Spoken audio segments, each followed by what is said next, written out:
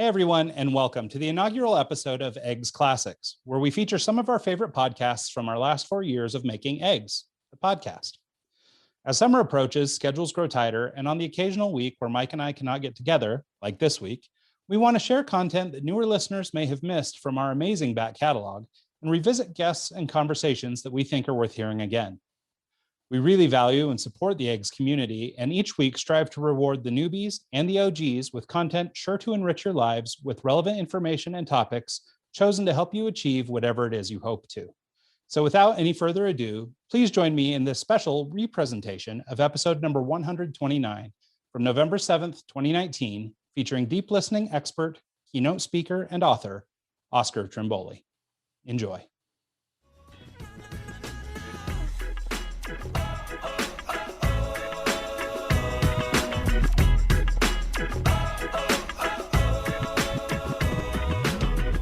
Hey everybody, welcome back to another exciting episode of Eggs. This week's guest is one we've been looking forward to and actually teased on our last episode because we were looking so forward to it. Today's guest is Oscar Trimboli. Oscar is an expert on deep listening. One of the things that I have found that I'm not as good at that I should be better at is listening. I was going to say something right. Yeah. And I do believe that this is going to be some great information. He was kind enough to send us this. It's a great little deck of cards and a book called Deep Listening, Impact Beyond Words. And here to explain it is the man himself, Oscar Trimboli. Hey, Oscar. G'day guys, I'm looking forward to listening to your questions today, and I can totally relate to the song at the beginning of the episode talking about waking up to the trash can removal guys, and today is actually that day in Sydney, and getting up early. It literally happened as I was preparing for this conversation. You didn't get stopped by the police officer, did you?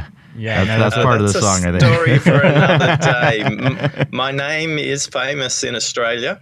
It's famous for one of the biggest mafia mobsters in Australia. It shares my surname, but we'll get to that later on in the episode. Oh, fun!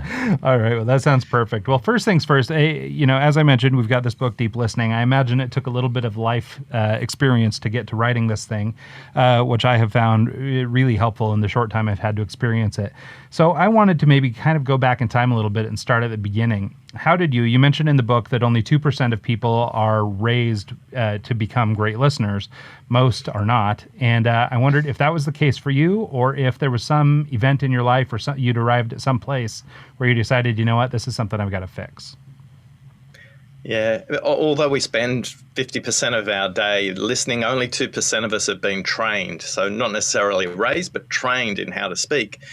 A lot of us, by the second, third decade of our life, have had between 4 and 5 different training courses on how to speak, Mike. But very, very, very few of us have had any training in how to listen. And for me, I'm on a quest to create 100 million deep listeners in the world. And one of the things we should know, listening is our birthright. When we're actually inside our mother's womb at 22 weeks, we can distinguish our mother's voice from any other sound. So we're listening already. And at 32 weeks, we can distinguish Beethoven from Bon Jovi from Beaver. So listening is a birthright. But the minute we are born, we come into the world kicking and screaming and making noise, and we want to get noticed by talking. So for a lot of us, we forget listening is our birthright. So I think for a lot of us, just remember that if you spend half your day speaking and half your day listening, the more senior you are in an organization, or the more complex the kind of work you do, the more likely you're going to spend more of your day listening. Senior executives are spending 83% of their day listening. If you're a creative who takes a brief, for example, you're going to be spending at least 72% of your day listening. So for me, listening's the productivity hack of the 21st century. And there's a bunch of dots along the way, Mike, that kind of pointed to me growing up, how I was listening a little bit differently. I went to a school with 23 different nationalities, and we played an Italian card game. but we played in teams of 2, and quite often nationalities would pair off against each other and speak in their home tongue. So, when I was growing up, there was wars going on in Vietnam. People were trying to leave Eastern Europe. People were leaving South America.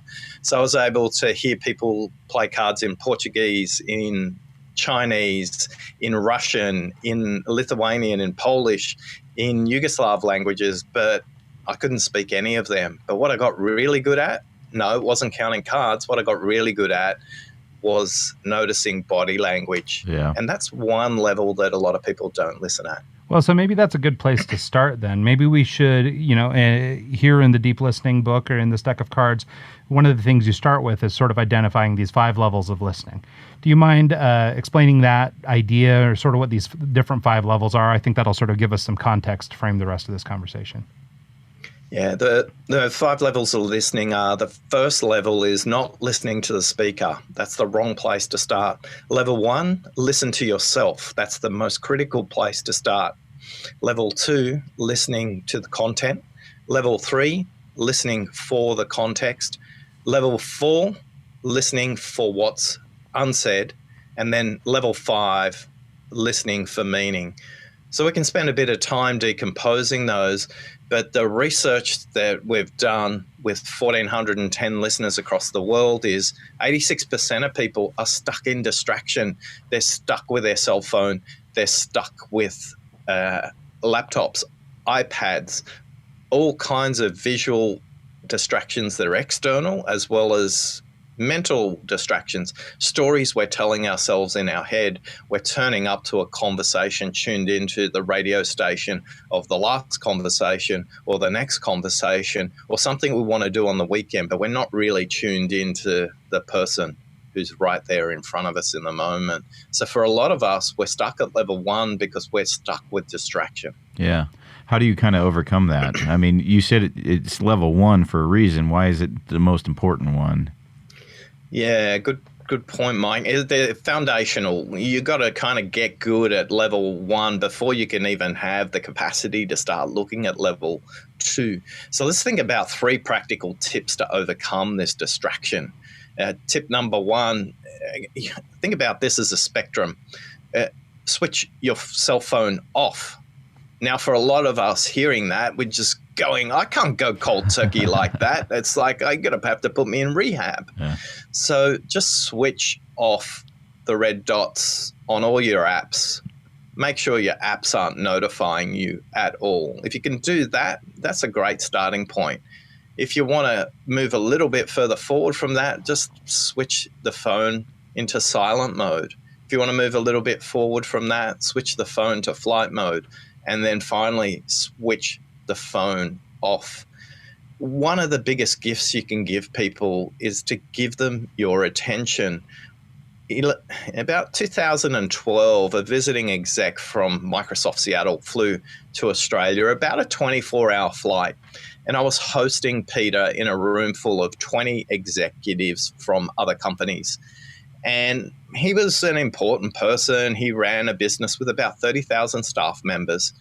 And he was responsible for billions of dollars of revenue. And I introduced him, and he sat at the head position at the table. And he sat down, and immediately he stood up. And I thought, oh, no, I've done something wrong in the brief. But that wasn't the case. He stood up and apologized to the room. He says, look, the most important thing I can give you right now is my attention. And with that, he took his cell phone out of his top pocket, switched it off, walked over to his bag, placed it in his bag. And for the next 45 minutes, he was completely fixated on the conversation going on.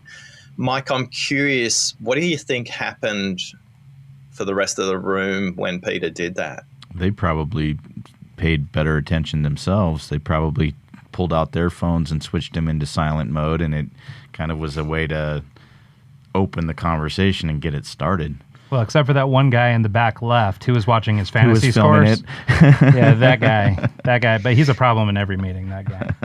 Yeah, so I counted, and only 3 people didn't switch their cell phones off. So you're right about those problem children in the room. They're addicted to how important they are. Now, none of them ran a business as big as Peter, so it's an interesting thing to notice. Two things struck me in that conversation. Number one, the quality of the conversation that was taking place was very different to a typical meeting that these executives kind of take. The reason they were is because they were actually listening to each other. But the other point is really simple. Every one of us can role model great listening by paying attention to somebody. Now, it won't surprise you that what Peter did in that moment was a completely orchestrated piece of theatre. He does that at every meeting. Now, he doesn't do it to be a big shot. He does it to role model to everybody that giving attention, not paying attention, but giving attention is the greatest gift you can give. The meeting concluded at the 45-minute mark, and Peter left to go to another meeting. And I debriefed the group for the next half an hour. And the thing that struck me was all of them commented on the quality of the conversation. Now, that group, 7 years later, still meets in some combination of people, sometimes only 6, sometimes up to 12. And they're all in different roles. They're all in different organizations, but they call the Peter Club. A group of people that get together, that switch off their cell phones and pay attention to each other and make a difference. For a lot of us, whether we're parents, whether we're a sibling talking to maybe a cousin, maybe a sister, maybe a brother, do we really give them our attention, or we just completely distracted? So tip number one, switch it off. The same with laptops, the same with iPads. Tip number two, a hydrated brain is a listening brain. The brain is 5% of body mass, but it consumes 26% of blood sugar. So the fastest way to get blood sugar to the brain is just to drink water. Does beer work? It does. Has a reverse It does. It lubricates I'm the that conversation really well. Yeah.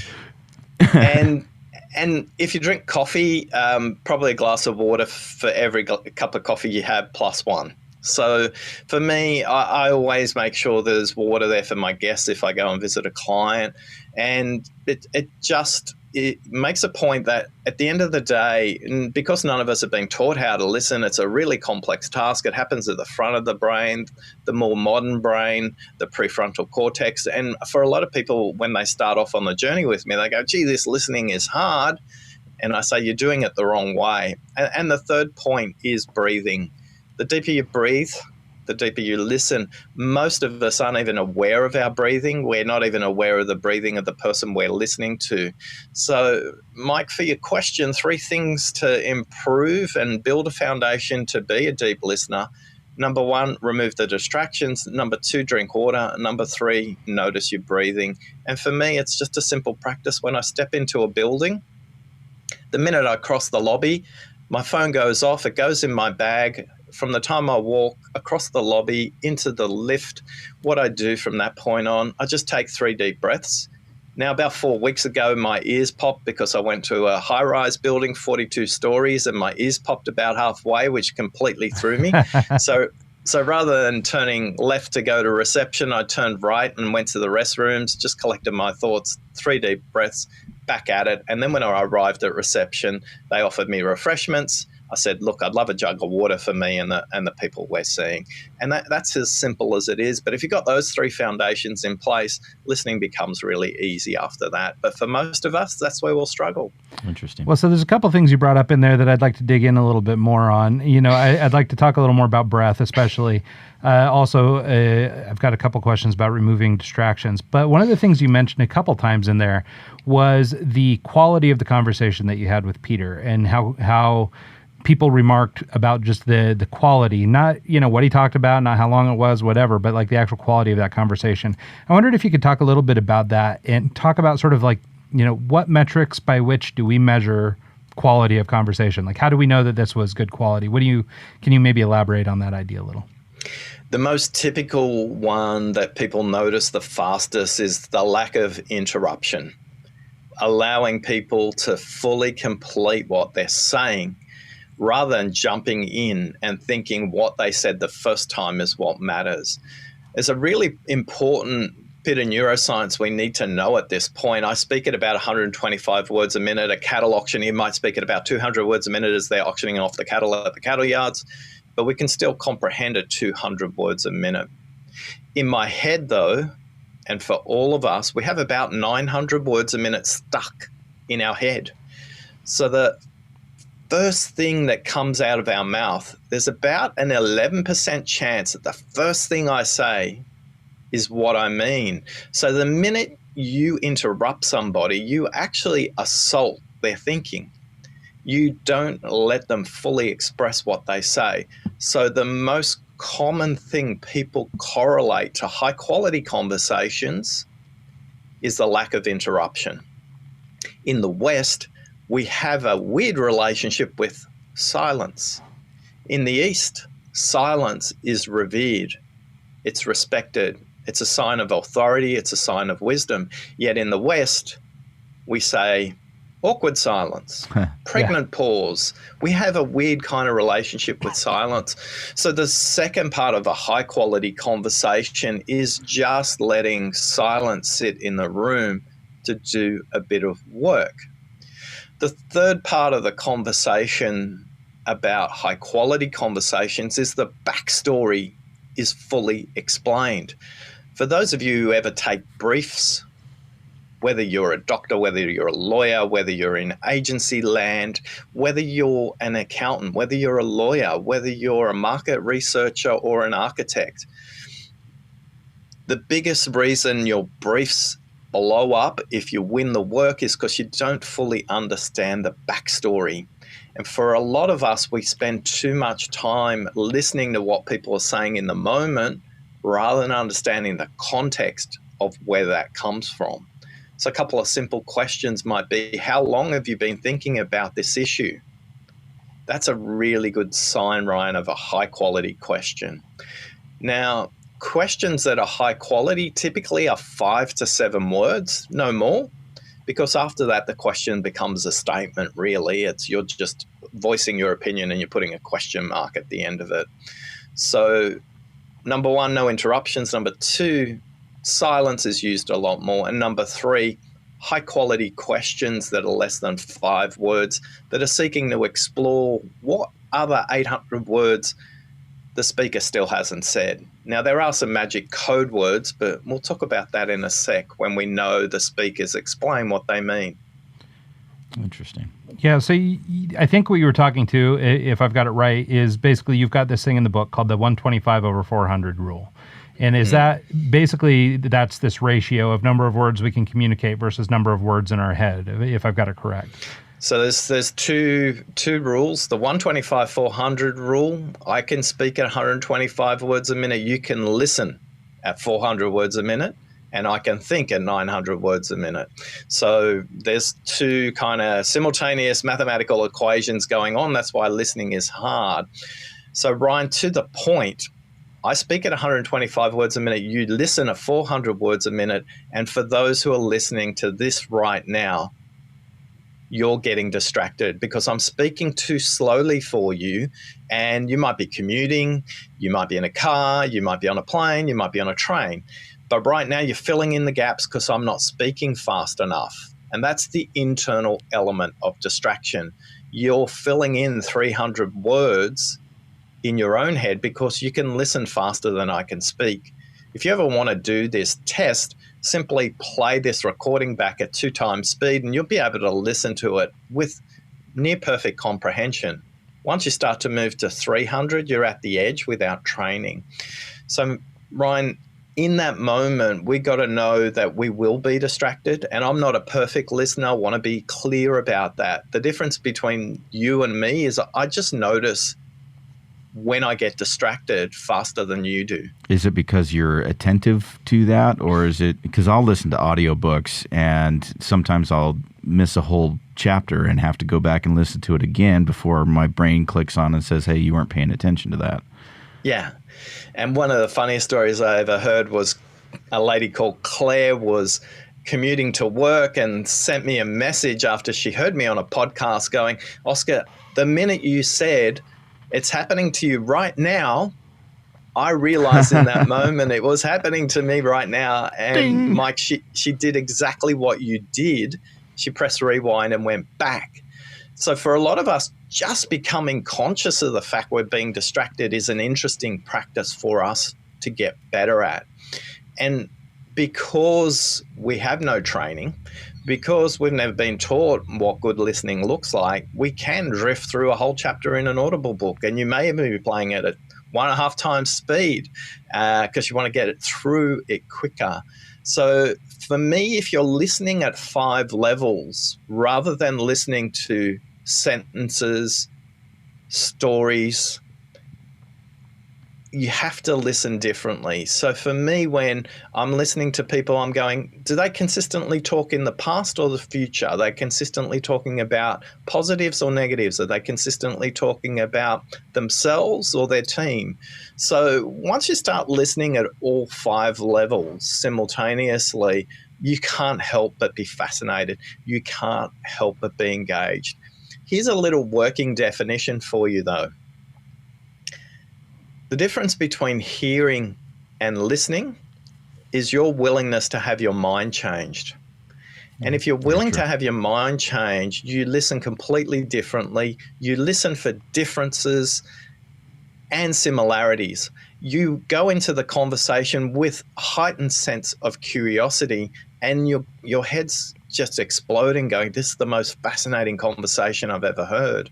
Now, for most of us, that's not true, because we make up a story that's a filter in front of the conversation. Oh, well, here we go with Mike again on that thing. And I'm not listening to Mike. I'm listening to the radio station frequency I've created in my own head that's blocking me being able to listen effectively to Mike.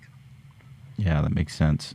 There's countless times where you kind of go in with like a predetermined idea of the conversation, and then as it progresses, I'm pleasantly surprised. I go in thinking, oh, this is going to be horrible, and then the conversation goes great, and it's all in your head. Is there a way to kind of like prep to come into a conversation and get that out of the way, and just kind of be ready for focused listening instead of passive listening? Well, yeah, to that point, that was actually one of the things I wanted to bring up here shortly. So at the beginning of the book, or at the beginning of this book, at the beginning of Deep Listening, you use a anecdote about a woman named Mary who's running around meeting to meeting to meeting, and is lost in thought between things and all this. And for me, I was having PTSD of my days back in the ad agency because this was my life too. And so for me, I could totally relate to Mary's situation where she was going, from one thing to one thing. And as you say, she sort of put up this thing inside her mind. She was already thinking about the next meeting while she was enduring this one, or, different situations like that.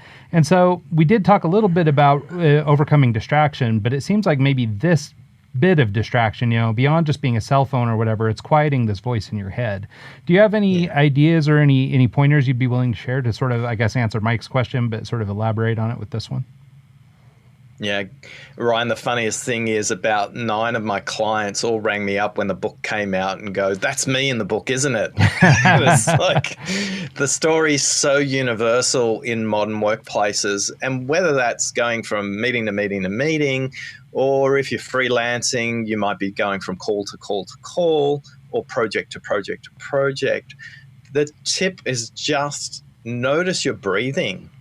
If you can notice your breathing, you'll still your mind so much more than you can even imagine. I've interviewed a number of experts in breathing, both from the East and from the West, as in what does just taking 3 deep breaths do? Now, ideally, you should be taking 3 deep breaths as a minimum. That's why I say 3 deep breaths. That will take you to about 30 seconds. If you can hold and take in a deep breath it's about 10 seconds if you're doing it properly. So most of us, for example, breathe through our mouth and not through our nose. So you should be breathing in through your nose, down your throat, all the way to the bottom of your lungs, and then exhale through your mouth. Now, are you sorry to interrupt, because I'll do this myself, but I take deep breaths and I hold it for a second and then I exhale slowly. Is that the proper technique, or you don't hold it? Because I don't know if I'm doing it correctly. I just kind of made up my own version of meditating. Yeah. So you don't want to kind of get it stuck. You just want it to get it to touch the bottom of your lungs and then exhale. When you hold your breath, you're actually sending a fight signal to the rest of the body to say, hey, I'm in a situation that I might be in trouble. So I want to take all the resources into my body and really heighten my nervous system. This would not be a helpful listening state in this case, Mike. So it should feel really natural, but for most of us, whether we're anxious about a situation, we're frustrated about a situation, the most natural place for us to do is to actually hold our breath. But most of us never notice that. So good noticing there, Mike. So thank you. In through your nose, right down to your lungs, then back up and out. Now, about 5 years ago, Google started to implement a program inside their workplace for large team meetings, more than 3 people.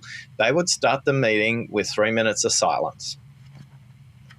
And it was, for some people, they use it as a guided meditation. For others, just 3 minutes of silence. And being Google, they tracked all of this. And those meetings that used the 3 minutes of silence before that felt that they had high quality outcomes. And more importantly, the meetings were shorter. So that simple act of noticing your breathing will make a massive difference. The step above that is to start to notice the breathing of the person you're speaking to as well. Because if you notice they're holding their breath, that might be a signal to you to go, hey, they might be uncomfortable with this topic, or this topic might be holding them back. Or equally, you just might want to help slow them down by just using silence a little bit more prior to responding to what they say. Silence is interesting and something that, Ryan, you probably outed yourself already as the interrupting listener. And for the tips for the interrupting listener, treat silence like it's a word. Listen to the beginning of silence, the middle of silence, and the end of silence. Treat silence with respect, and you'll be shocked at what you hear back. And I'll be curious if you've heard these magical code words that come back from the speaker. If you allow some silence to do the work, to do the heavy lifting, as Dr. David Rock would say, they will do these things. They will go, well, actually, Ryan, what we should be talking about, or they'll say, Mike, what matters the most to me right now isn't what we've talked about so far. Can we talk about this? Or they'll say, now that I've thought about it, can we talk about, and off they go. These code words consistently come about if you've taken the time to help them listen to those other 800 words stuck in their head. And Mike's nodding furiously. I'm curious if you found yourself in those situations, Mike, and what happens to the quality of the conversation as a result of you just listening a little longer? Well, I think that having the time to process your thoughts before replying is good. It's part of the act. I feel it's part of active listening is listen to what they say, take it in, take that deep breath, and then reply after you've gathered your thoughts instead of just going into it half-cocked and trying to come up with a reply on the fly.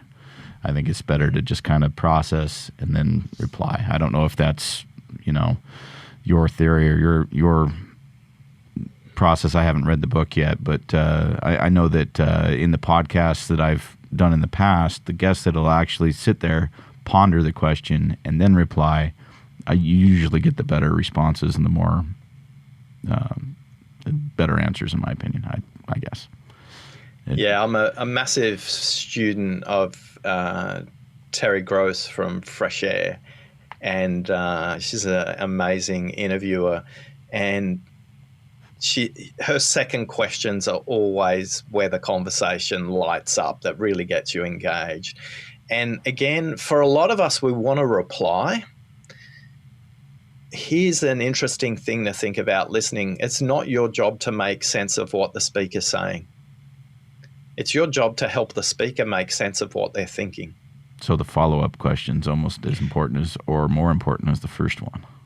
Yeah, and the follow-up question is so simple. I'll give you a couple of versions of it. Tell me more. That works. What else? Is there anything else?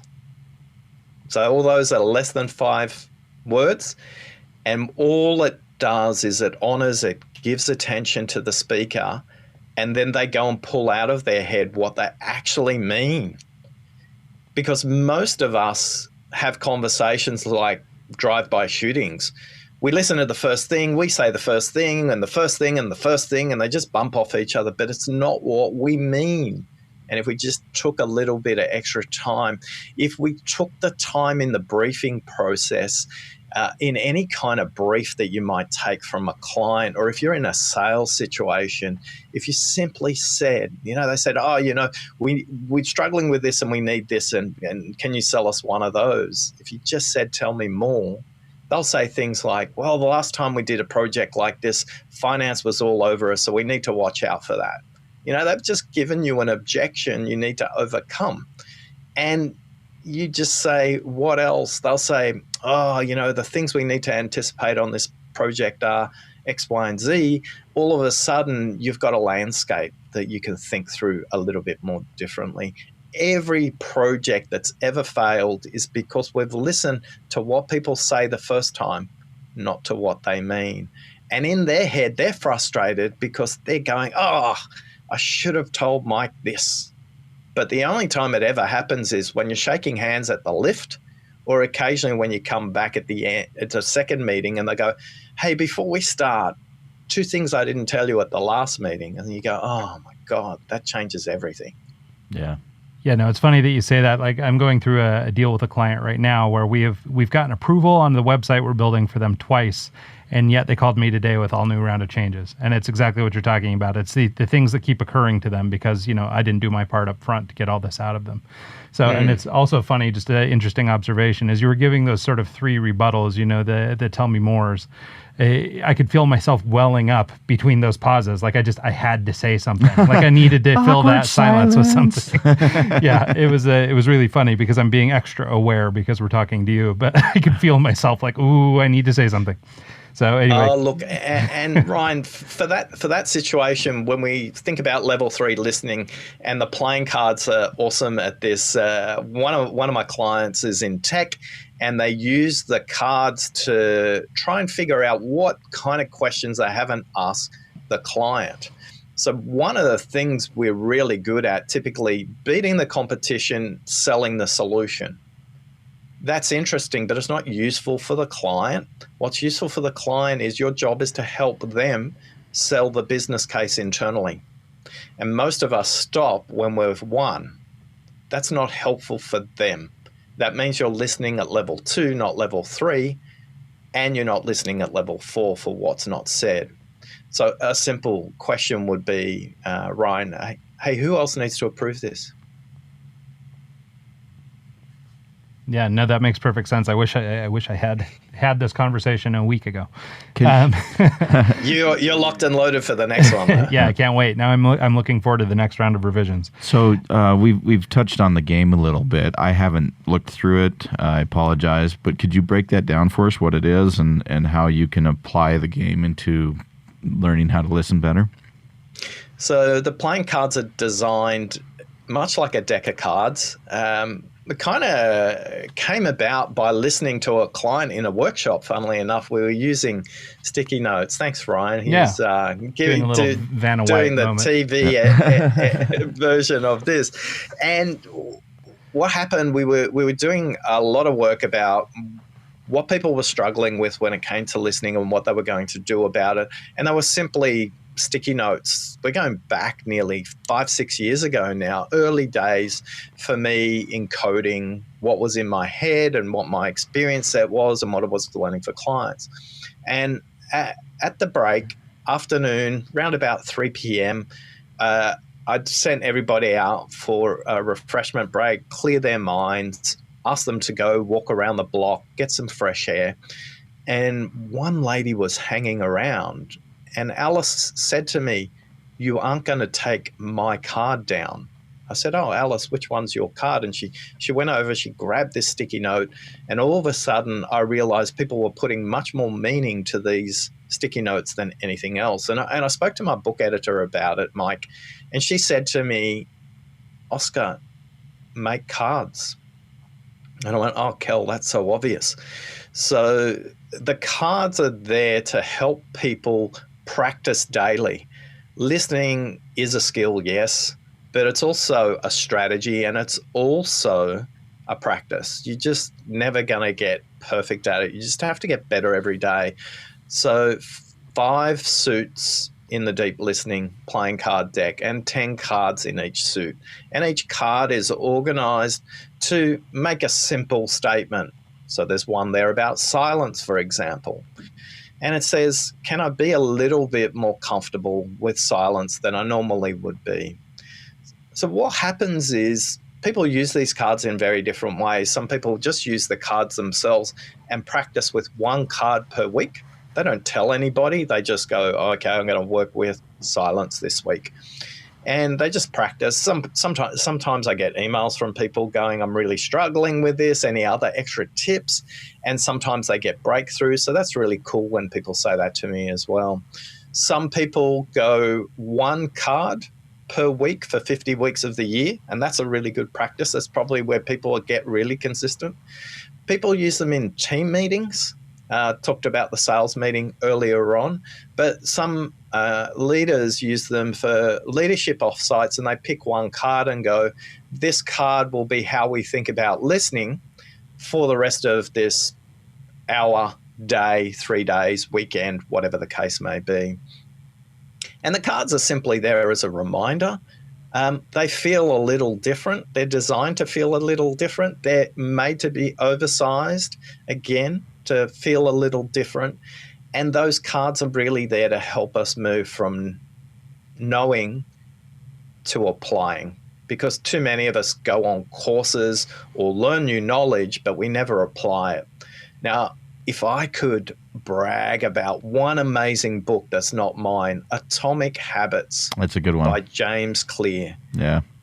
That guy is absolutely brilliant. The way he explains habits and how well he writes about it, it's probably the best written business book, nonfiction, that I've ever read in the 35 years I've been reading business books. And he says that you've got to break habits down into its absolute smallest components. So he would say, if you want a habit to go to the gym, that's not the habit you need to practice with. The habit you need to practice with is before you go to bed every night, put your shoes and your gym gear next to your bed. So the first thing that happens when you step out of bed is you either have to step over your clothes or step into your clothes. But too many of us think about which gym membership and should I go CrossFit or should I go, working out with lifting weights? This is a wrong question. Make it even simpler. Make sure your clothes are next to your bed when you step out in the morning. And if you do that for a week, then worry about the gym. So for a lot of us, we want to know the ninja move of listening, which is, by the way, level 4, listening to what's unsaid. If Yoda was on this podcast, he'd be speaking about level 4 for this whole thing. But most of us aren't even there. We need to step out of the bed and have the clothes next to us. And that's what the playing cards are there for. Yeah. No, actually, we've got Yoda in a week or 2, so that'll be great. So I wanted to go back to another thing you said in the book. I thought it was kind of interesting. For me, it felt controversial. Maybe it's not, but I think it's like maybe a twist or another way of looking at things. One of the things you say is that the most important person in the conversation is not the speaker. And you talked about that a little bit in level 1 being listening to yourself. And so I wanted to sort of tie those 2 ideas together. If you could, first of all, explain why the speaker isn't number 1, and then maybe dig in a little bit on this idea of listening to self, because at least on its face, listening to self sounds to me like listening to all the crazy things in my head that are distracting me from everything else. So I was curious if you could sort of break down those 2 topics. So the first one is really critical. Most of us are dialed into those crazy voices in our head, so we can't even be available to the speaker. So if, Ryan, I was to fixate and focus on the speaker before I turn up to the conversation, what are they worried about? What are they going to do? I'm not even ready. I need to get ready for the conversation. So before we turn up to the conversation would be the distinction I make.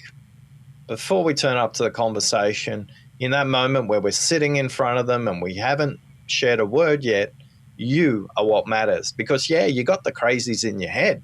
The crazies are going, why are you here? You got better things to do. Oh, the last time we were here, we just got stuck in a drama. I'm not sure I really want to work for this client. Oh, this is going to be really expensive. Oh, gee, I hope, you just dialed into the wrong frequency, as opposed to 3 deep breaths, drink a glass of water. Right, I'm present here now. Now, once you are present, yeah, we can move our attention to the speaker, but most of us are stuck here. Most of us are in this amazing dialogue with ourselves and all the voices inside our head. You'll see a couple of characters in the graphics in the book where we've got, an angel and a devil consistently talking to people, because we have those voices going on in our head. To be effective, to be productive as a listener, you can't be productive if you're just listening to interrupt, listening to reply. None of that matters. You can't be in a state of comfort to say, tell me more, if all you're trying to do is figure out how to reply. Yeah.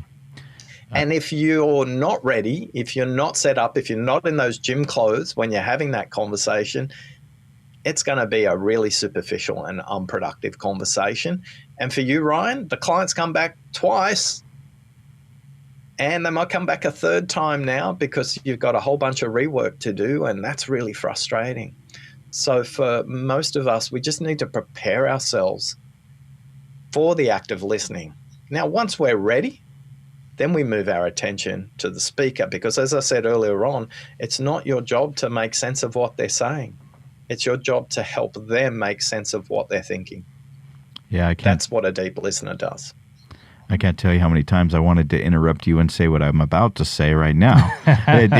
It's like in my head, I've got this idea that I can reply to this. I have something good, but it's hard to just shut up and let the person who's the guest or the person you're trying to glean the information from speak. It's definitely something that I need to focus on. I'm sure Ryan needs to focus on as well. Normally I'm the biggest offender. I am being particularly self-conscious today. So I am not. I've listened to 5 of your podcasts, and you guys are on a different plane today. That's right. No messing around. I've been role modeling some deep listening, and you guys are mirroring that back. That's right. Funny. I'm trying hard because today Mike is not being critical of me interrupting. I'm being critical of him interrupting. Hey, I have only been interrupted once. I heard a couple uhs and ahs in there. I tried. I held back. So I guess, sort of to that end, and I don't know, we've sort of circled around this a little bit, but I want to kind of form it into more of a pointed question. Does it make sense? I mean, if we're trying to, be in a position to listen to ourselves and, be prepared to go listen to the speaker, does it make sense to sort of be capable of, I guess, self-diagnosing our current level of listening? Does it make sense to understand where we are to be able to fix it? One of the things you call out in the book are these different types of listeners. And I wondered if it made sense as part of this process, as we're learning to be better listeners, if we understand, our characteristics so that we better know how to overcome them. Yeah, I think it makes complete sense. And the 4 villains of listening were birthed out of complete frustration. For 2 years, I was blogging, I was writing about what it takes to be a great listener. And I got really frustrated, and I experimented with something in a workshop, and I was going, okay, stop listening for where they're great, start listening to where they're struggling. And it was my learning. It was my journey to go on. I needed to learn to listen in a way that I wanted to have my mind changed. And I started to develop this. I'm noticing there's an interrupting listening villain showing up. There's a dramatic listening villain showing up. There's a lost listener showing up. There's a shrewd listener showing up. And I wrote a blog post a couple of weeks later, Ryan, about the 4 villains of listening. And it just went mental. Thousands of shares, hundreds of comments, thousands of likes, and people were tagging their friends saying, This hey, is you. hey, well, no, they were a little bit more sensitive than that. They'd tag the person's name and saying, is this your boss? Is this your coworker? So all of a sudden, as people were tagging each other, this thing just went crazy. And I just went, oh my goodness, you've completely missed the point, Oscar. People haven't been trained in how to listen, so they don't realize what good is, but they certainly know what bad is. And most people notice what's bad in others before they notice what's bad in themselves. So these 4 villains of listening came to life. So the interrupting listener is the most obvious. It's the most overt. The interrupting listener is actually coming from a place of good intention. They want to help. They want to get to the solution quicker. They just do it by interrupting. The lost listener is either stuck in their own head. They kind of go, I've been invited to this meeting, so I'm going to turn up. And I hope by the 15-minute mark I'll understand why I'm here. But they look really vague for the first 15 minutes of any conversation because they're not sure why they're there. The other place the lost listener shows up is they know why they're at the meeting, but they spend all their time on their cell phone. So they're completely lost to the conversation there as well. The dramatic listener loves your story, particularly the feeling part of your story. They love it. And the reason they love it is they can tell a bigger story. If you're going through a tough merger in your organization, they'll tell you about a time that theirs was tougher. If you're struggling with your boss, they're going to tell you why the boss they've had is even worse. It kind of brought together by a story that Kathy told me once. Kathy said she went in to see her boss. Her manager, she wanted to go to her grandmother's funeral on a Wednesday. So she was asking permission on a Monday to go to a funeral on a Wednesday. She said to her boss, is it okay if I go to the funeral on Wednesday? And 12 minutes later, her boss had finished saying how tough her grandmother's funeral was, how she really hasn't overcome it, and she's still struggling with lots of elements, to which Kathy replied, so is it okay for me to go to the funeral on Wednesday? So the dramatic listener shows up at beer o'clock a lot. You know, it's typically lubricated by some other kind of liquid other than only water. And then the shrewd listener. Oh my goodness, we think they're the rock stars of listening. They kind of do this while they're listening. They've got their hand up to their chin or they're stroking the side of their jaw. They're thinking really carefully. But the subtitles or the captioning that might be going on is, oh my God, I cannot believe you think that's your problem. I've thought of 3 other problems you haven't even thought of. That is so basic. Oh yeah, I can fix that. But can you give me a tough one? Because I'm kind of sophisticated. I'm fancy pants expert. I know all about this. Now, the shrewd listener, disproportionately represented in our database in sales professions, in any kind of brief-taking professions, lawyers, accountants, doctors, physical therapists, and the like. And you're not listening. As a shrewd listener, you're listening to the dialogue in your own head, although you're giving them great face and they feel like you're listening because you go, tell me more. You're not. Your intent is to show how much of an expert you are, and that's not listening. You need to meet them where they're at. And if they've got basic problems, you need to sit in that moment with their basic problems. So the 4 villains of listening, you probably related to somebody in one of these 4 villains while you were listening to me. You were either relating really well to the dramatic listener, the lost listener, the shrewd, or the interrupting listener. Whichever one of those listeners you were really frustrated by the most is the listening villain you probably are. Oh, it's true, Mike. I was thinking about someone, Mike, So No, I'm just joking. to I'm just joking. define Mike's what- actually not the problem, but I was thinking of people like that, to your point. I was thinking of the guy that consistently one-ups you, because I've dealt with people like that, and it's so frustrating because you want to just like slap them and be like, that wasn't what I was trying to do. I was just trying to tell you what I'm feeling, and you got a better story. Good job. You know. And listening is situational and relational, so we'll be different villains at different times. So in the workplace, I'm the shrewd listener. You know, I'm there going, oh my goodness, I got 5 levels of listening, although I spend a lot of my time going, is there a level 0? Is there a level 6? So I play with that kind of tension as well.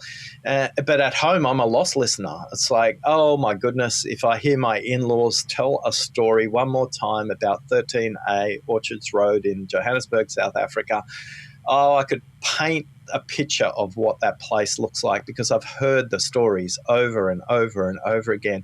And they love telling these stories. And the minute a new person comes into the group, out come the stories, but I'm lost. So for us, we need to think about if listening is situational or relational, we'll listen differently to a parent than we will to a school principal. We'll listen differently to a doctor than we will to a policeman. We will be different listening villains at different points in time. The point isn't, will you be a listening villain or which listening villain you are? It's like, just notice it and then just simply come back to those 3 guiding principles as a starting point. If you remove distractions, if you're conscious of your breath, if you drink water, you're going to be ahead of 86% of people. If you pass that, just be in a good relationship with silence and ask those words, tell me more, what else? If you can do that, you can make a difference beyond words. But I'm always reminded of the story of Mick, who rang me about 2 years ago. I was working with him for about 90 days, and he rang me up on a Monday morning while I was driving to work, and he was driving to work. He said, Oscar, you nearly cost me my marriage last Friday night. And I said, tell me more. And, Good listening. And he said, Oscar, it was about 7:30. We'd put the kids to bed. We'd cleared all the dishes. The dinner table was completely cleared. And my wife looked at me and said those words you never want to hear. Mick, we need to talk. So with that, they both sat down at the dinner table. Now, one of the things you can do to physically improve your listening, try, if you can, not to sit directly opposite somebody. If you can sit without a table, even better. But Mick had lined himself up on a diagonal with his wife. She said, look, I just want you to tell me the truth. I can handle the truth. Please don't make up stories. I know for the last 90 days you've been having an affair. So just tell me who it is, and we can agree and move on. Now, Mick says to me, in his head, he was exploding. He was getting angry. He was getting frustrated. But in that moment, he said, Oscar would say, just breathe and say, tell me more. So he did. He said, tell me more. And she said, for the last 90 days, it's obvious you're having an affair. You've never, ever, in our whole 12 years of marriage, paid me so much attention as you have in the last 90 days. So I know something's changed. And Mick looks her in the eye and says, it's not what you think. And she explodes and she says, I don't want excuses. Just tell me who it is and we can decide what we do about it. And Mick's kind of a cheeky guy. And he said, well, actually, it's a man. It's Oscar. And with that, she burst out crying because she jumped to a completely different assumption. And he stopped her. He said, no. It's a guy who's teaching me how to listen for the last 90 days. And he told me not to practice it at home, only at work. And now I realize why he's told me that. And she goes, what are you talking about? He goes, I've been working with this guy at work who's been teaching me how to listen better. And it's all about me giving attention to the people there. She says, yeah, that's what I've been noticing. She says, I've never felt sexier than I have in the last 90 days. You've never paid me this much attention in a whole 12 years of marriage. That's why I knew you had to be having an affair. Now, the rest of the story is X-rated, and I can't kind of say on your podcast, but the rest of the night was enjoyable. Let's just say that. And then the next morning, he left with his new male friend, and you guys... No, that's awesome. But can you see how powerful just paying attention to somebody is? How people are just craving to be noticed, and people craving to be heard, and people craving to be listened to. But most of us are just trying to get our point across in the conversation. Well, and Very true. That sort of segues into sort of the next thing I had written here to talk to you about, and that was sort of the benefits of deep listening and relationships. So I think there are a lot of these things that are sort of on the surface, right? I mean, obviously better listening equals better business or better whatever, but I wonder if you could sort of point out some of these benefits just to maybe draw a little extra attention to them. So in the workplace, your meetings will actually be shorter. You'll get more time in your day. When I work with people in corporations, I promise them that over a week, you'll get 4 hours a week back in your schedule because you're not going back and re-explaining things to people. As we've just heard with Ryan, he's got a client who's come back and again and re-explaining what the brief really is. No, that wasn't my brief. This was actually my brief. So it costs us time. So the benefits are meetings are shorter. The benefits are that it's more profitable to do it this way as well because costs are surfaced faster. We have the right kind of conversations about what's missing from a solution, a project, or whatever. But more importantly, we enjoy different relationships with members of staff. We enjoy different relationships with customers. If you pay attention to customers the way Mick was paying attention to his wife, you can't help but get more business because your competitors aren't listening to your customers. They're trying to transact with them. And if you listen to your customers, they will fill your sales pipeline, not just with the current problem they've got, but when you say, tell me more, they'll explain what you can sell to them after this, and then after that as well, and then after that as well. For sales organizations, typically they have pipelines that look like hourglasses. They kind of narrow at the top, they bulge out in the middle, and they get really tiny at the bottom. So one of the benefits of listening is that sales pipeline takes a different, more streamlined shape, because the reason it bulges out in the middle, you're having the wrong conversations with people because you're not listening to their problems. And if you listen to their problems, you can decide much faster whether you're a good match for them, or more importantly, can you refer somebody to them who can actually solve that problem to them. And in doing so, you'll be a problem solver. One of the things I kind of giggle about is I have a prospect I tried to sell to 5 years ago. We've never done any work together. But in that first meeting, I said to him, I said, look, Peter, I'm not the right person for you, but I can recommend 2 people who are. And he chose one of those 2 people and went on to work with them. Peter has referred me more work than any of my client base, and I've never worked with him because I actually solved his problem back on day one. I was listening carefully to what he needed. I just couldn't provide it. So one of the things that might go up for you as a benefit is referrals. At home,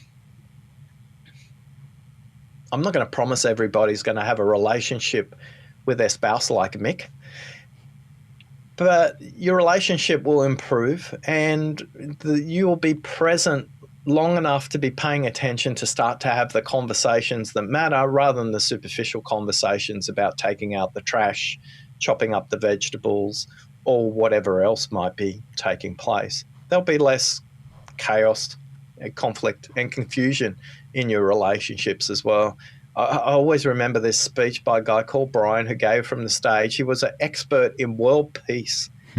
And he gets this question all the time. Hey, Brian, I've heard what you've said today, but how can I go out there and change the world and bring about world peace? And he said something very profound that stayed with me for the rest of my life. Bring peace to your home and the rest of the world will follow. You can't have a peaceful world if you don't have a peaceful life at home. Makes sense. So for me, that's true for listening too. I always say when I speak from stage or in training rooms, do not go and try this at home because the people haven't been briefed on these principles, so they will feel it's a bit weird when you do this. Explain you've been on a training course and that you're trying some things, but you're trying them in the workplace. But as you can see with Mick, just leaks into your whole life, not just your work life as well. Are there any things that you can kind of say you're dealing with a bad listener at work, or they're not paying attention in meetings? Are there some subliminal things you can do to maybe help them kind of take it in better, or pass that on to them? Where, I don't know, as the person speaking, are there things that you can do that can help them listen better? Oh, there's quite a range of things. So one of the things we need to be conscious of, a speaker also has a responsibility to help the listener listen. And I was on a TV show, and the host just said to me, "Oh, Oscar, I don't listen to people just because they're boring. They just drone on, and it's really hard." And he looked at me in the eyes, expecting a really sublime, sophisticated answer, and I just said, "Sorry, Joe, could you say that again?" And he said, so for a lot of us, we love to tell stories. That's great. Tell them why you're telling the story. That's helpful. Hey, I'm just going to give you a bit of background. It's a story about da-da-da-da. Some listeners relate better to numbers, details, statistics than just to stories, pictures, and things like that. So as a speaker, if you don't know your audience, so today I've done a mixture of stories and statistics, I want to be able to speak to both sides of the brain for those people listening. The other thing you can do as a speaker to help the listener is, again, do what I did today and just pause and invite comment, because that moves it from a monologue to a dialogue. Yeah, that does help. Have you noticed me doing that today, by the way? Oh, I picked up on it all the time. It's like you said, it's that awkward silence. Yeah, see, you've been luring him in. I've been good though. So, but just this once. By next week, I'll be interrupting with everybody again. Yeah. So, but I wondered, maybe to that end, we've only got a few minutes left with you, but I wondered, one of the big things we talked about, and as we're experiencing, just now, is discomfort in silence. Is there something, or can you share some tips on how to become more comfortable with it? I suspect, and won't be super satisfying, but I suspect it's probably got something to do with practice and repetition. But I wonder if you've got that magic bullet. Oh, you took the words right out of my mouth. But let's go back and practice. Tell me more about discomfort. Okay. Are you asking or asking? So I'm asking you, Ryan. Tell me more about discomfort. So as I mentioned earlier, when you were telling us about the different things you can say, the tell me more type questions that we would share with somebody if we're trying to, I guess sort of prove our depth of listening, I sort of admitted to feeling this sort of sense or the sensation welling up in me that I needed to just blurt something out. Like, it wasn't important. I didn't have a thought. It was just, oh my God, I must fill this silence with something. So this discomfort, at least the way I experience it, is that it's some kind of sensation or something where it's ingrained in me, maybe as a Westerner, and I feel like I must constantly be talking, or something. Maybe it's too much caffeine in the mornings. But whatever it is, there's something inside me that when given a window like that, I feel like I must inject. Now, like I said, I'm making a conscious effort to be disciplined today, but largely I probably would have jumped into those things. Well, and to your credit, we are hosting a podcast, so silence is kind of out of the norm. But yes. Yeah. So anyway, so that's what I'm trying to, I guess, articulate in terms of what discomfort is to me, is this sensation that I'm having that makes me feel obliged to fill the space. And what else could discomfort be for you? Oh, he's doing it to me. Do you see what he's doing? I do. I'm picking it up. I don't know. For those listening on the podcast, Ryan's touching his chest as he did you see that? I felt like Oprah for a minute. His heart rate just went up. He doesn't know how to. Yeah. So for me, that's a visual signal to go there, because there's something there that Ryan hasn't said. Ooh. I don't know what it is, though. Yeah, he's I'm like, I'm trying to think of it myself. I don't know. Yeah, I'm not so insightful. No, I mean, like I say, I know that this is a problem for me, and this is something that I do with regularity is jump in, but I don't know how else to articulate that. I know you're going for something, and there's must be something in the subliminal part, but I'm having trouble accessing it. And that's completely okay. So in a real conversation, what I was most curious about, there was multiple times Ryan's touching the top of his chest. Now, for all of us, it's important for us to know there are more nerve endings in our gut than there are in our brain. And we need to trust our gut feel more as Westerners. We live in a much more rational, logical way than people from other cultures, whether that's ancient cultures like Inuit or Aborigine or tribal cultures from Central and Southern America. One of the things we need to get good with is our gut feel is rarely wrong. In fact, when we go against our gut feel, it's when we get frustrated the most. So it's okay not to be able to get to a point where Ryan can express it in words, but he knows he can feel this discomfort. He just can't explain it. So number one, well done, Ryan, for noticing. You know, in most conversations, you're not even going to notice that discomfort. You know, you wouldn't have even noticed that on the last interview that you've done. You were just, you're on a roll.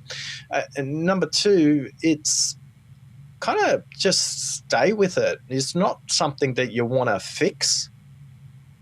Just be with it is what I would say. It's like, okay, hello, discomfort, my good new friend. I have not spent a lot of time with you.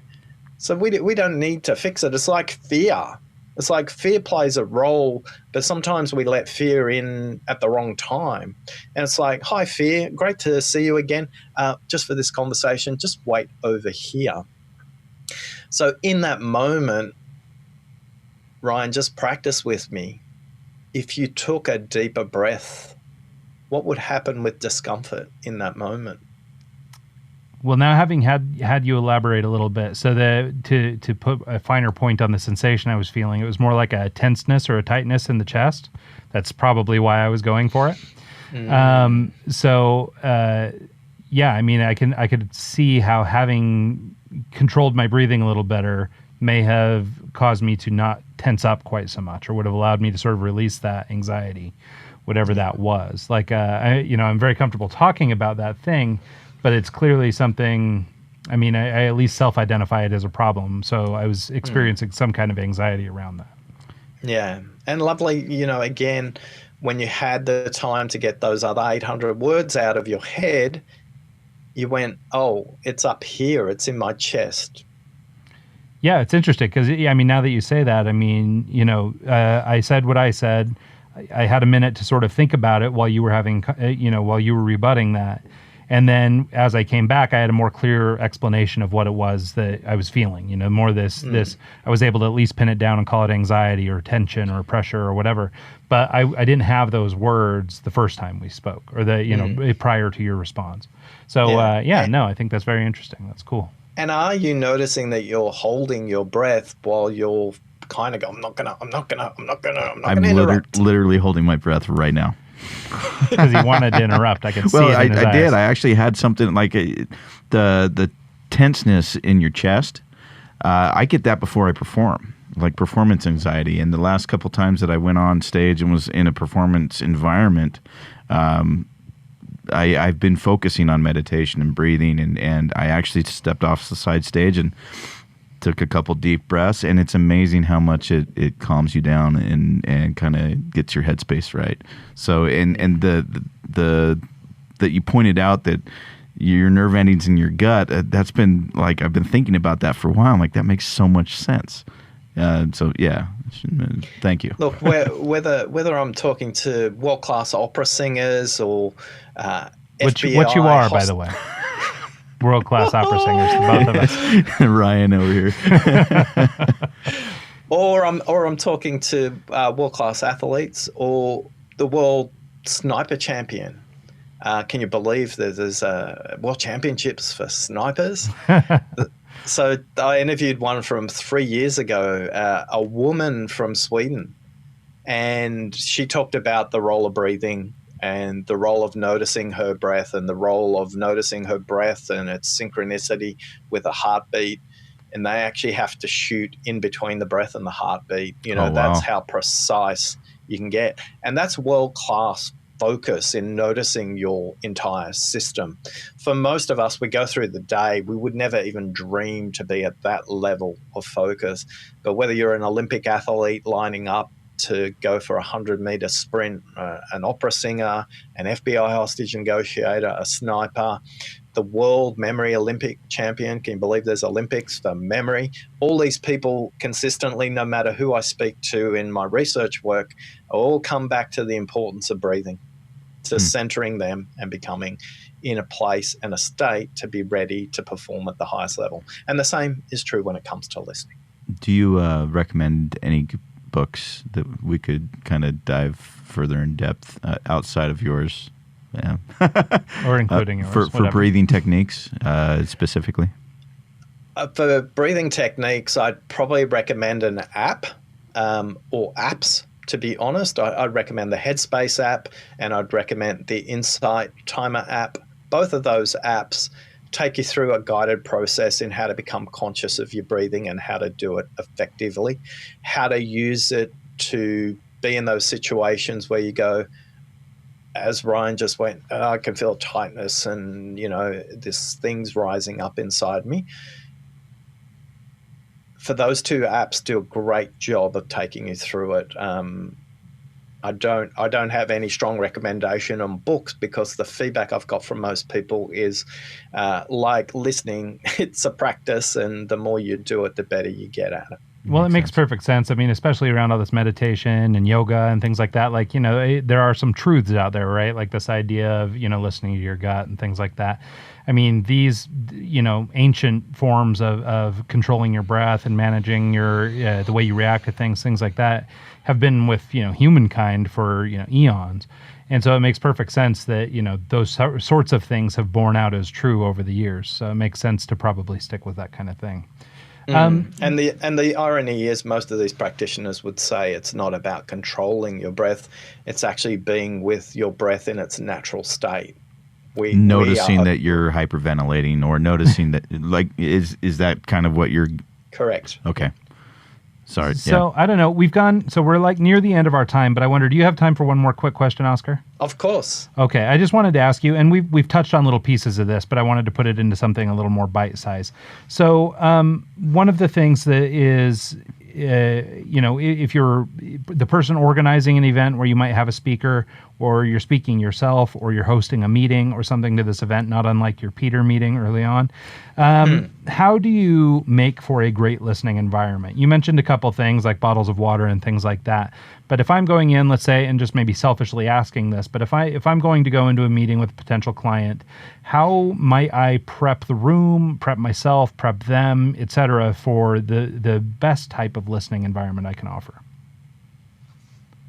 So in those meeting room situations, be conscious, like as lovely and as social as a coffee shop might be or a Starbucks, it's probably the least productive listening environment because there's too many visual and auditory distractions for you.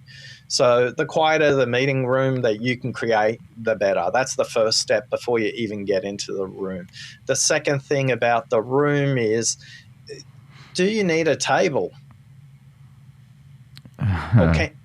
Or can you just bring the chair around to face the person you're talking to? So, for one-on-one kind of situations, I would say be brave and just pull the chairs out and just face them. You'll get a completely different listening experience, and they will get a completely different attention, paying attention experience. Now, don't do that with your prospect at your first meeting. Do that with a client that trusts you and has worked with you for a while. Otherwise, they interpret that as an aggressive move, and it's not going to be a productive meeting for you. Eye level to eye level, that's the other thing. Why do you want your eyes at eye level to the other person?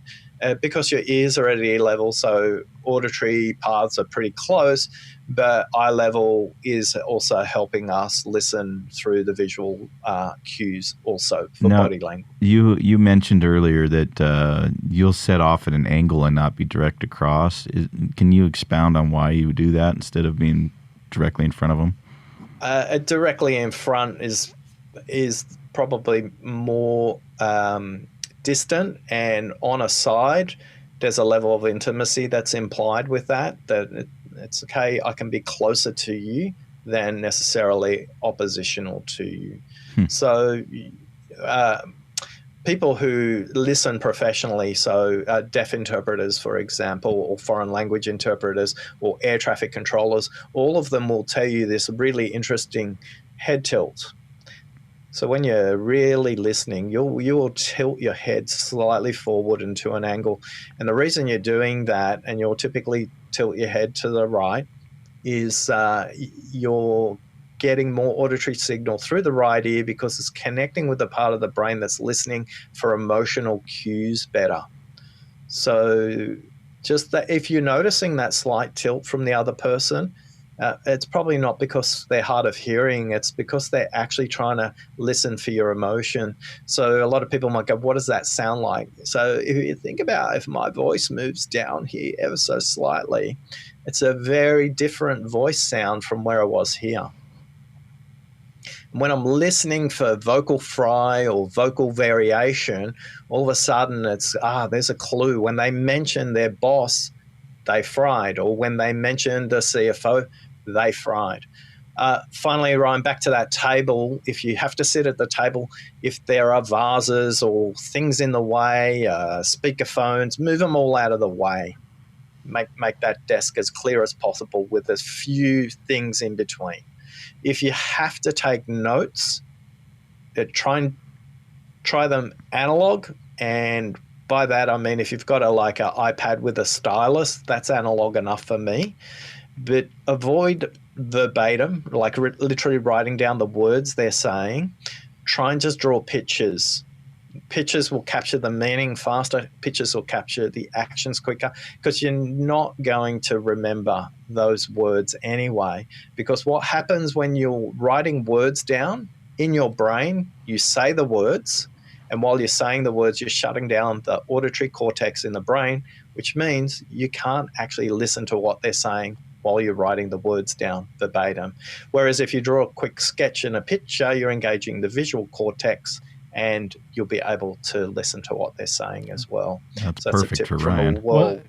Well, that is really an interesting thing. I remember as a little kid, I used to get in so much trouble because I would sit and sketch and draw. Like I draw a lot, and am artistic. And I remember distinctly being a second grader and sitting at like a parent-teacher conference or something like that. And my mom was getting sort of a rap from my teacher that Ryan just never pays attention. His eyes are always on the paper. He's always looking down. He's always doing whatever. I actually developed 3 different handwriting styles that year too. And so, but this was what I was doing. But for me, it really allowed me to focus. And so maybe what you're saying is just sort of, evidence of that point that, I was drawing, but it wasn't taking me out of the conversation per se. Yeah. And for those of you listening to the podcast and not watching, the minute Ryan said his mum, his hand went to his chest because he was talking about a situation of tension. All right, we're getting rid of the camera. The camera's gone. No more camera. We're going to webcams. In that moment, I just want to make a final observation. World-class listeners don't take notes because it's not my job to understand anything Ryan's saying. My job is to help them make sense of what they're thinking. So in practical business terms, you do need to take notes and actions, because if you walk away from the meeting and you forget a big one, the client's going to walk away. But for most of the time, what surprises my clients when they work with me, I don't take any notes. I summarize the one thing I've taken away as the action from the meeting, or the 2 things. And in my summarization, they'll go, yeah, that's it. Or they'll go, actually, no, it wasn't that, it was this. So there's a physicality to those meeting rooms, but paying attention and giving them as much eye contact as possible will completely transform the way you engage compared to your competition. Cool. All right. I think that's a nice little bow to leave this conversation tied up with. My inclination is to keep asking you questions, so I will let you go. This is a very hot topic for me right now, so I really appreciate your time. Oscar, can you just let our listeners know where can they learn more about you? Where can they find your mini books, including the deep listening deck of cards and everything else? Yeah, so if you want to get the one pathway to get the deep listening book, the playing cards, the jigsaw puzzles, the Apple Award-winning podcast, many other things. We're just kicking off an assessment to see if you're which one of those listening villains you are. Visit listeningmyths.com. Listeningmyths.com is the start and the finish for you to find out everything about the listening that you want to improve, because honestly, in my quest for 100 million deep listeners in the world, I'm not going to get there in my lifetime, but I think it's a quest worth going for. Yeah, I love that. I will give you a little pointer, though. That guy I mentioned earlier, Chris, I was going to bring that up earlier, but I was trying to listen well. his plan is to hit 1 billion people. His trick is, or as best as I can tell, and I probably wouldn't say this to him, but my assessment of the trick is China. That's the trick. Take this to China, put it in Mandarin, and you're golden. You've got a much bigger audience. You'll be perfect. I think he was heading to Hong Kong that weekend, so he's like, "You're cheating." So cool. Ryan and Mike, you've given me the greatest gift of all. You've listened. Thanks for listening. Yeah. Thanks so much, Oscar. Really and giving appreciate us your time. We really appreciate it. So. Yep. Awesome. All right. So with that, thanks so much to everybody who's tuned into the live stream. Also to everybody who's listening to this, downloading on Apple Podcasts, Google Play, everywhere good podcasts are found. Join us over at eggscast.com to watch the live streams, catch up on all the past episodes and everything else. And shoot us a note. Get involved. Get in the conversation and let us know what you think, what you'd like to hear more of, less of, etc. And please rate, like, and subscribe. That's right. Yep. All right, everybody. We'll see you next week. Thanks so much, Oscar. Appreciate you.